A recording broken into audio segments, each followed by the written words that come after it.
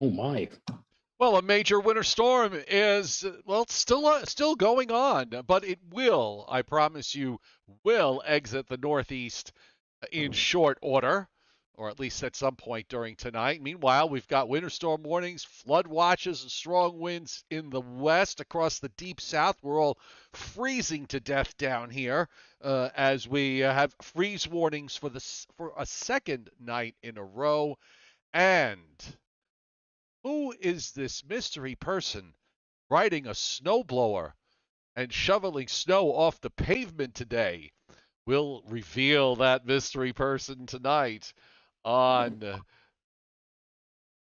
the Joe and Joe Weather Show.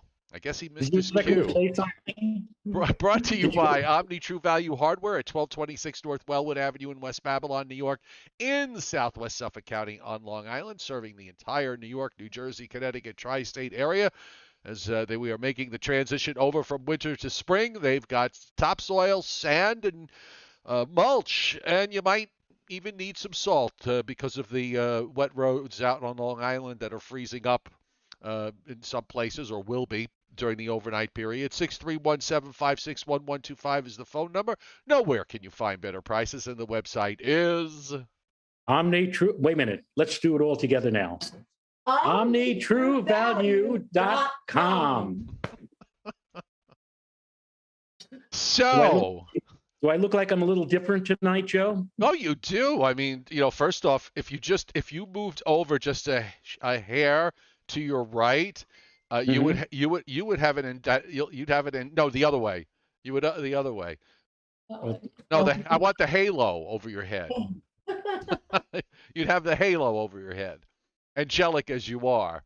So, uh, Well, I just want to explain that I am doing the show tonight from the dinner table, and my daughter on my right and my wife on my left, Renata, the executive producer, and here I am. Yeah, that was her hand. And the reason why we're at the dinner table is that we have spent the better part of the day, not just once but twice, with the infamous snowblower, who just a few weeks ago I was lamenting the fact to it, oh, you haven't done anything so far for me this year, and who knows, you may go through the rest of the winter without doing anything, but this is the second time, and this was the biggest time so far.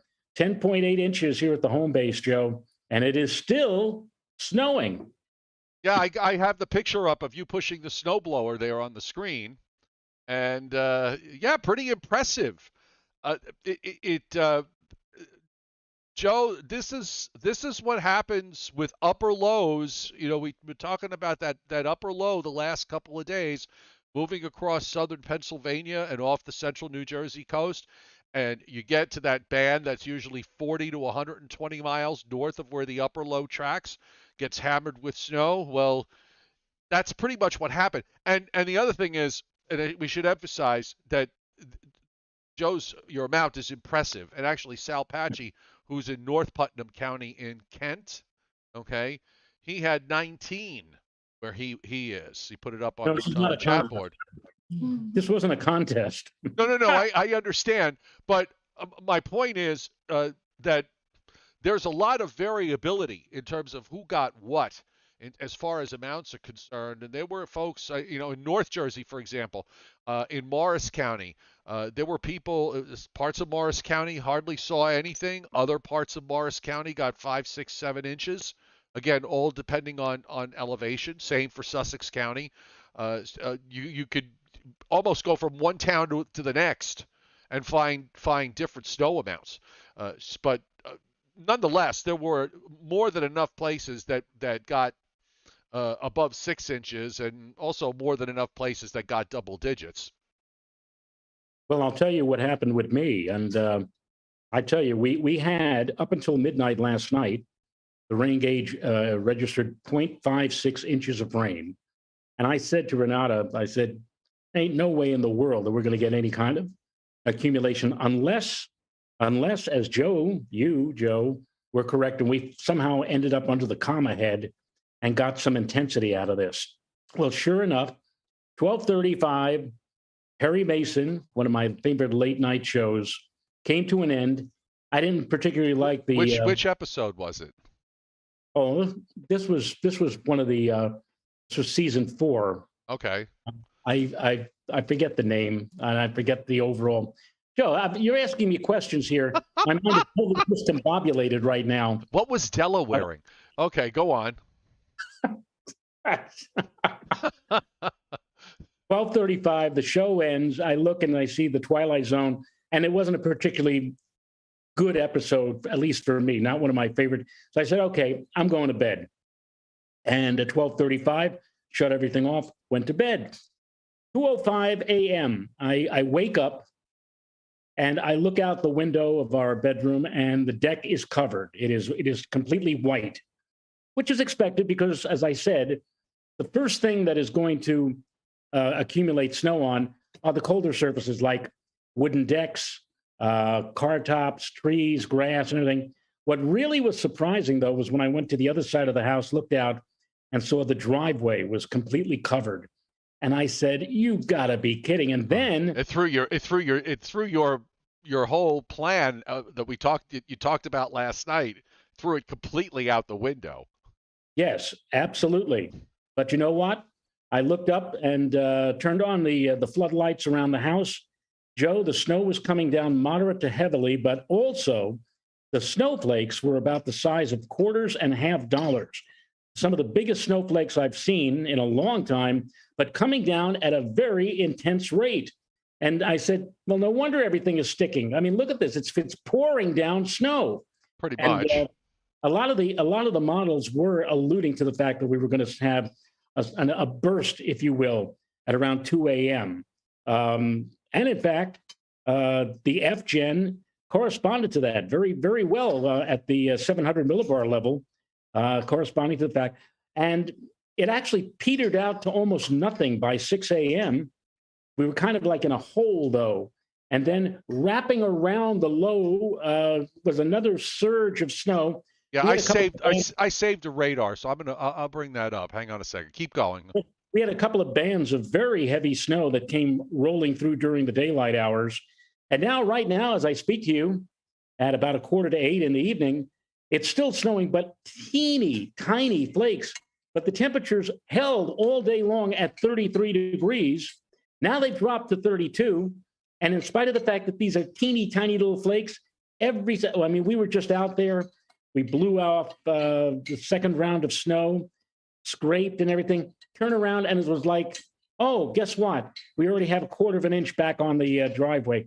Every single flake is sticking. Yeah. And all I can say now is we're just waiting for the last flake to fall.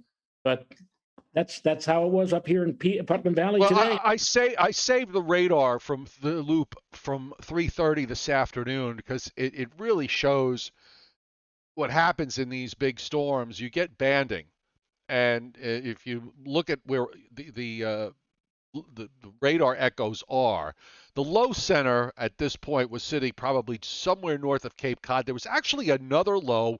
We talked about the fact that there was going to be a low close to where the upper low was going to be, sort of pulling it, and there was actually a second low that was sitting right over the Twin Forks for a good part of this morning into early afternoon. And if you just look at where the dark green echoes are, you get these bands. Whenever you get these storms that involve these closed off upper lows, you wind up with these bands of snow.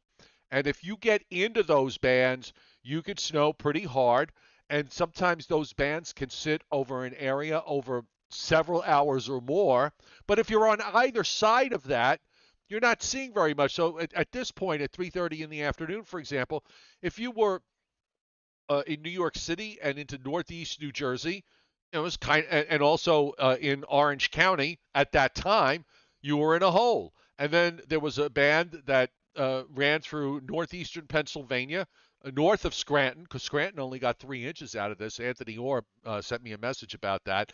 But there was a band that extended down into central New Jersey and even got, not quite to Atlantic City, but pretty close.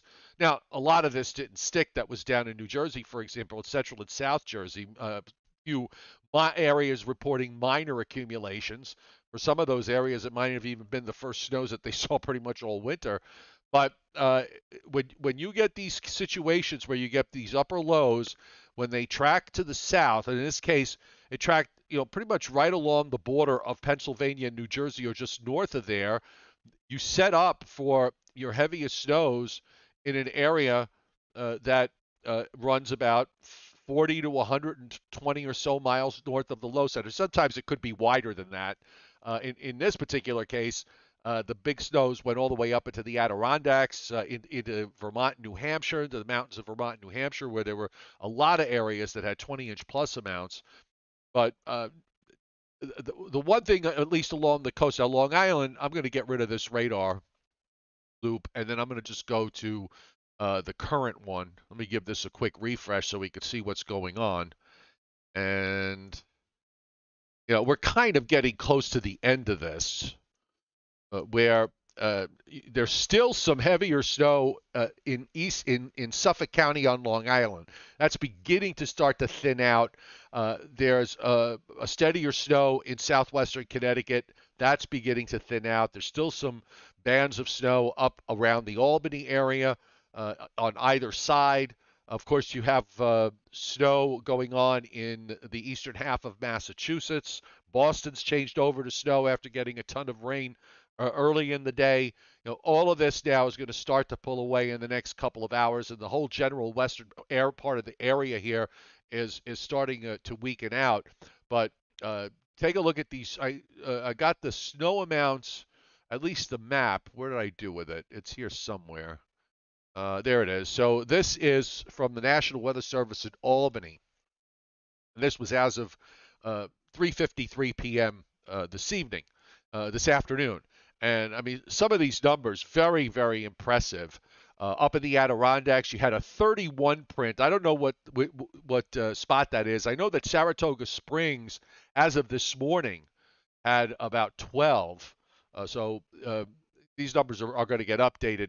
Also, big snow amounts in the Berkshires. You're seeing numbers in the 20 to 25 inch range, extending into southern Vermont. Outside of Boston, you had Fitchburg and Worcester doing very well out of this. In the Catskills, our Chuck Cardillo had 20, and I think he's still adding to that number.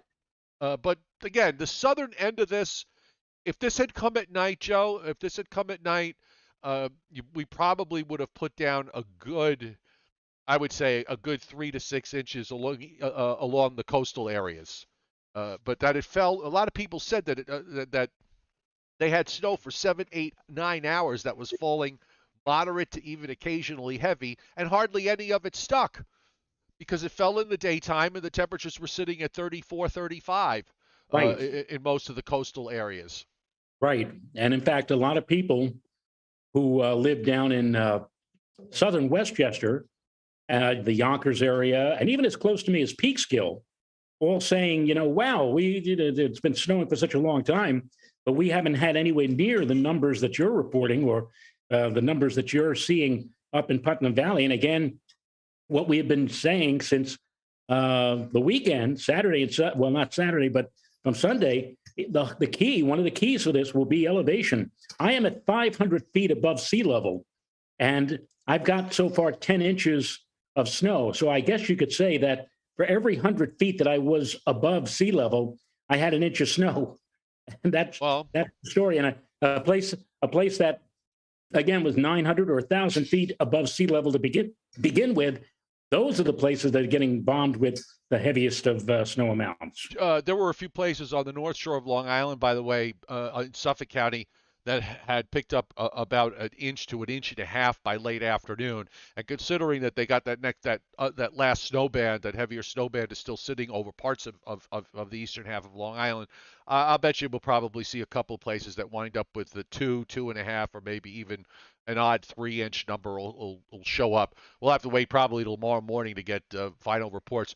By the way, Bogey's Bees tonight hitting the tip jar, the Super Chat tip jar. Thank you very much, Bogey's Bees.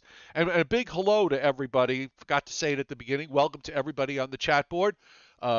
welcome to the Joe and Joe Weather Show. If you're new or you're lurking in the background, subscribe to my YouTube channel, and you can watch the Joe and Joe Weather Show, which is on every night or most every night, Monday through Thursday at 7:35, Sundays at 11 a.m. Eastern Time. There will be some schedule changes coming up, and we'll talk about those toward the end of the program today. Oh, really? Yes. I I just remembered that I needed to tell you this, so we'll do it on the air. 72 likes so far. Thank you for those of you who've hit the like button. If you like the show, bang the like button, and that's because we like to be liked, and we love it when we go over 100 likes. So anyway, on that note, let's roll along here. Give you the latest satellite loop. By the way, I had my low this morning here 27, and my high this afternoon 41. Wow. And they're forecasting lows tonight down to 23 in town, which means I could be as much as 18 or 17, or as little as 18 or 17 by tomorrow morning. And I have to tell you, now we had some really brutal days this winter, particularly when the bitter air that came down at Christmas time, and we wound up going below zero. Um, I had a bunch of days last week where temperatures were in the 70s, and I've had one day where we went over the 80-degree mark. So for me, it was like that first cold day that you experience coming out of the fall where your body's not used to it. Well, that's how I felt today. It was very hard to be outside. On top of the fact that it took, barely got out of the 30s. We had a screaming wind for most of the day, and when that wind howls down the mountain, you feel it. Goes right down into your bones. Meanwhile, as beautiful as it was in the southeast, it was not nice at all in the northeast with this coastal storm with rain and wind, and we also had some coastal flooding. Although I spoke to Bill Goodman earlier, and he said that the coastal flooding was not as bad as they thought it might be. So that's there's certainly upside when that happens.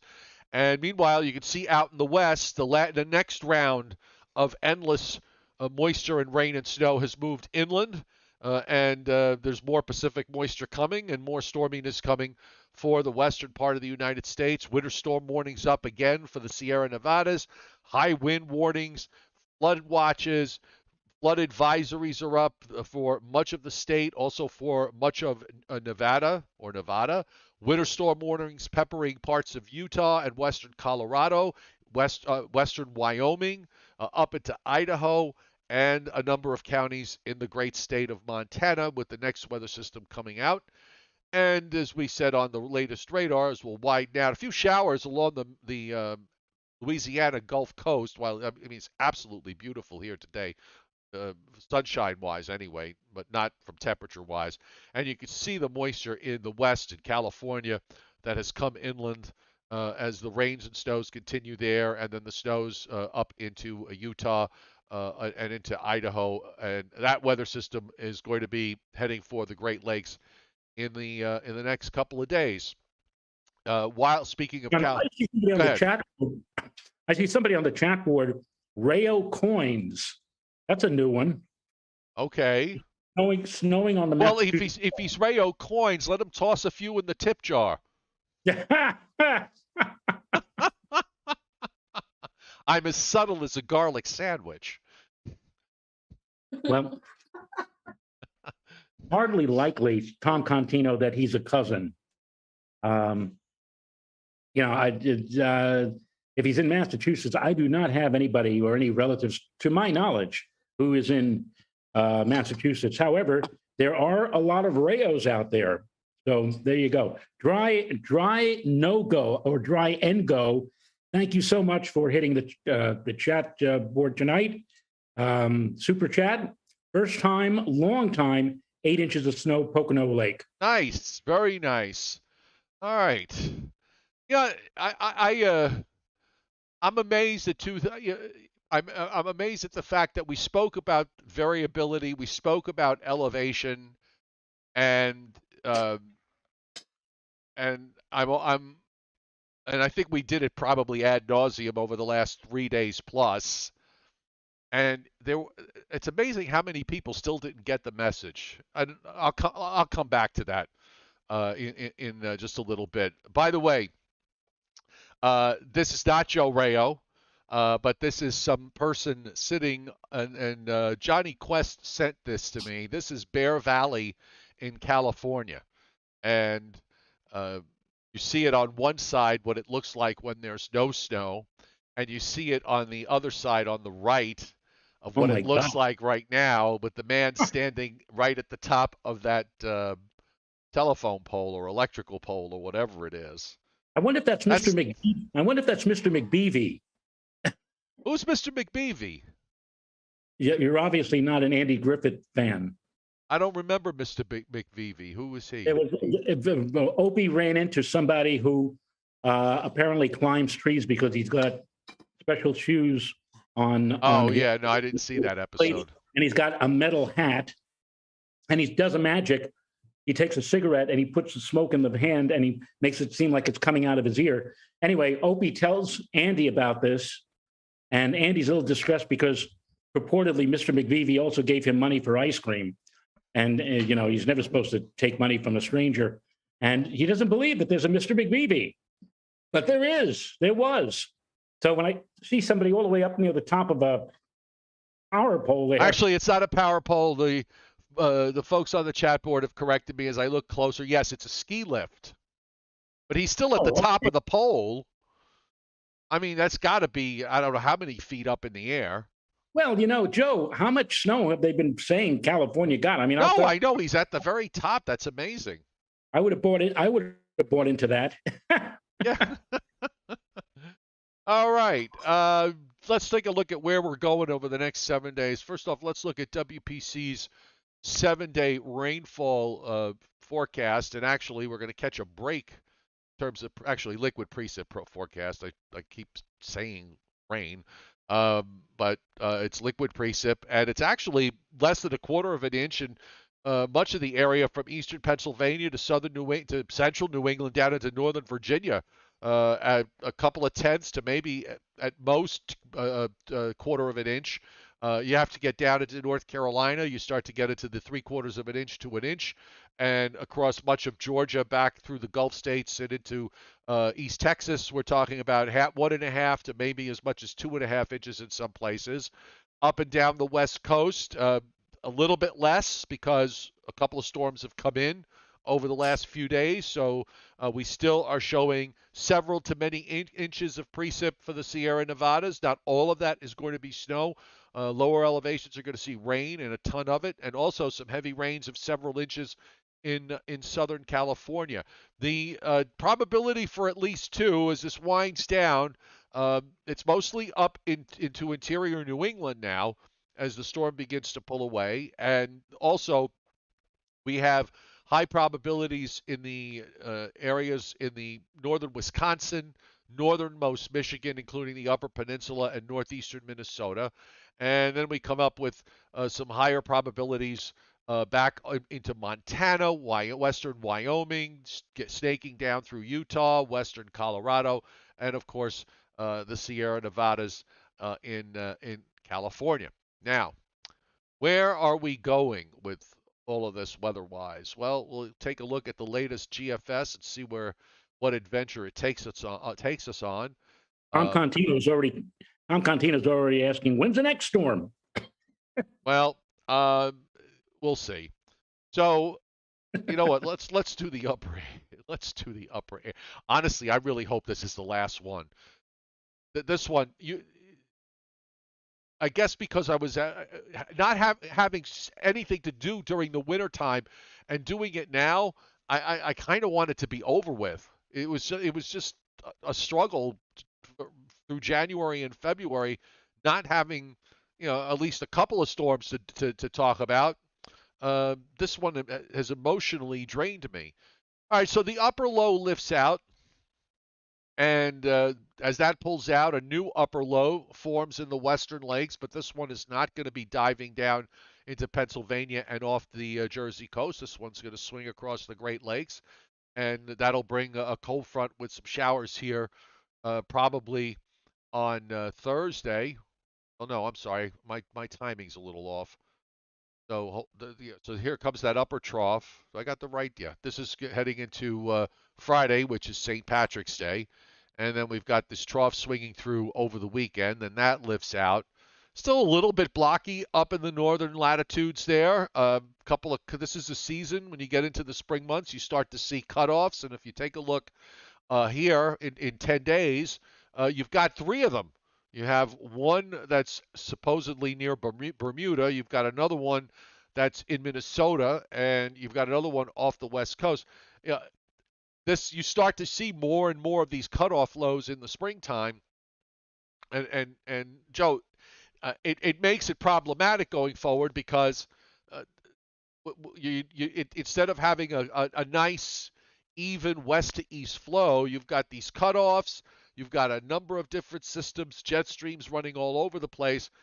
It probably means that you shouldn't put too much faith in what any single run does going forward, because you just don't know where these cutoff lows are going to be.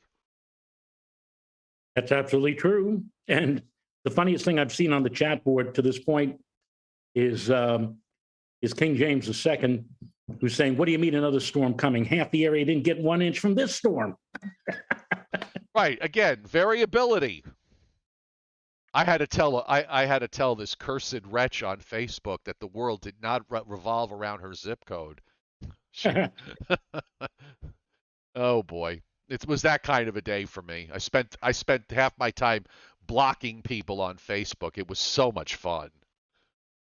I'm hoping that the local town highway department doesn't block us because, in fact, we didn't even bother. We have a long driveway, Joe, and at the end of the driveway on this second pass, we didn't even bother to open it up to the street or clear the snow to the street because we're just assuming that sometime during the overnight, the dear old gentleman with the big plows will come down our road and just, right in front of our driveway. James Davison on the chat board, because him and Adam Lowe always have everything all figured out. He says any storm that we would get, it would be rain completely, just like this one was, right? Just like this one, and just like the one a week and a half ago. Okay, but just I'm just putting it out there, because after all, you guys know everything. So anyway, here we go. Pulling this low away to the northeast. We will have that wind, by the way, is going to be cranking tonight. That's actually probably a positive because that might help to keep the temperatures up a little bit and help dry the ground up so that there's not a whole lot of freezing or refreezing tomorrow morning. But Joe, I think the wind is probably going to stay up through the day tomorrow because it's going to be it's March. You got a strong sun, you got a cold air mass, you got an upper low that's pulling out. It's going to be a lot of mixing. So it's probably going to be pretty gusty, and the gradient is still relatively tight into the afternoon. So you might have to wait until Thursday for the winds to ease substantially, I would think. Well, I have to tell you, Joe, quite honestly, aside from looking at the radar through the course of the day to see how all this was panning out for me, and you didn't have time. I get it. I didn't have time to really, get too deep into the weather, but I'm hoping that I'm going to go out right after the show again and maybe do a little bit of scraping and put the snowblower back into the garage because I don't think we're going to be doing any more blowing tonight. But and already my daughter, who's a teacher, said that her school is on a 2-hour delay tomorrow, and I suspect with all this snow, maybe she might even have another snow day tomorrow. We'll see. Oh. Another snow day? Our last one. Oh, it's your last one. Well, you might as well use it then. No, because then we get it back on Memorial Day. Oh, okay. All right. Well, here's your next low, goes to the lake. So it looks like you see what's coming out from the west, from California into the Rockies. That low is going to go up into the western lakes, so there'll probably be some decent snows that come out of the Rockies and head through the central and northern plains and eventually into the upper Midwest with the low sitting up near Sault Ste. Marie. Looks like we'll get a cold front here with some showers late on Friday. And then kind of a chilly weekend, especially Sunday. Sunday, probably not much back into the low and mid 40s, perhaps, for highs. Which for this time of year, by the way, is starting to, that's about 5 degrees below average. We should be starting to push 50 by around March Right. 20th. And then Right. after that, the models have been kind of signaling something coming out of the Gulf of Mexico, which the European takes up the entire coast, just inland of the coast, and makes for another inland snowstorm with a low, pretty much a coast hugger all the way up. The GFS was doing that last night. Then it kind of started to suppress everything to the south because it cuts it off and brings it to the southeast, mainly because it's got more Pacific energy coming in, and we don't know if that's necessarily correct. The timing could be different, as the Europeans' timing is different. So this would be for the middle part of next week, if it were to happen. So that probably will be our next focus of attention in the coming days. But in the meantime, every time we deal with the storm and we get to this point, Joe, I kind of get mentally fried. So Right. I'm just not mentally, I'm physically fried. okay. So do you want to do Briller Jeopardy tomorrow instead, since you have things Yeah, to I hate do to and do you got this. to eat? I hate to do this to the champ. No, I'm finished, but I just want to relax for a few minutes because, All as I right. said, I'm probably going to go back out again, and I have to put the snowblower away anyway. Okay, so here's the thing. So I can't do a show on Sunday, and I don't know whether I'll even be back in time to do one Sunday night. So for now, if I do come back Sunday night, it'll probably be an 8 o'clock show or maybe even an 8:30 show. So the Sunday show's in flux. So make a decision on that tomorrow. And also early next week, I have a medical thing I got to do. Yeah. So that's on Tuesday. Okay. Tom Contino, you have my email address, and I don't know if he has yours, Joe, but he posted He something that does. really piqued my interest here. Anyone see the terrible news about Doug Geet and Danielle Campbell going to Oh, Miss among Douglas others. Well, that was the whole. I told you that there was the fact that they buyout? offered buyouts to not just the on-air people, but even technical staff that had Uh-huh. been there for ages. People that have been there since I was there back in the late '80s. Right. Yeah, they gave buyouts and got rid of just about anybody who had any kind of seniority and longevity there. Was basically told, take this or we're firing you. So it's very sad. It's That very is sad. sad. That is sad. Both. I was just talking, in cyberspace with Doug a couple of weeks ago when I was out on Long Island.